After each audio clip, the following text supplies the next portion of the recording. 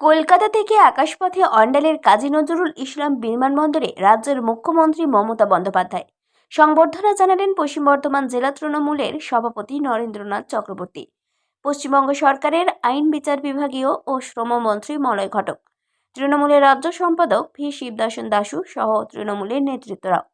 বিমানবন্দর থেকে বেরোনোর সময় ফিরে গিয়ে ভি শিবদাসন দাশুর সাথে কয়েক সেকেন্ড কথাও বলেন মুখ্যমন্ত্রী।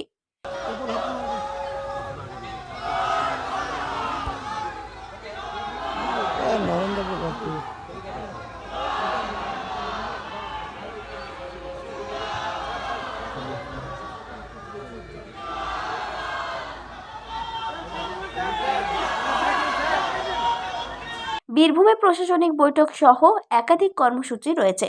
সেই লক্ষ্যে কলকাতা থেকে বিশেষ বিমানে অন্ডালের কাজী নজরুল ইসলাম বিমানবন্দরে পৌঁছান রাজ্যের মুখ্যমন্ত্রী মমতা বন্দ্যোপাধ্যায়।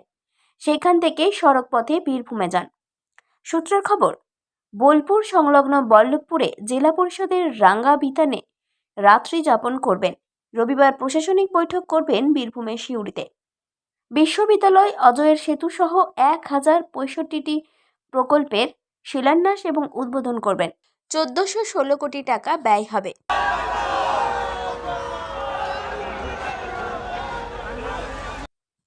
শনিবার সন্ধ্যে থেকে আসানসোল দুর্গাপুর পুলিশ কমিশনারেটের পাশাপাশি বীরভূম জেলা প্রশাসনের কড়া নজরদারিও রয়েছে।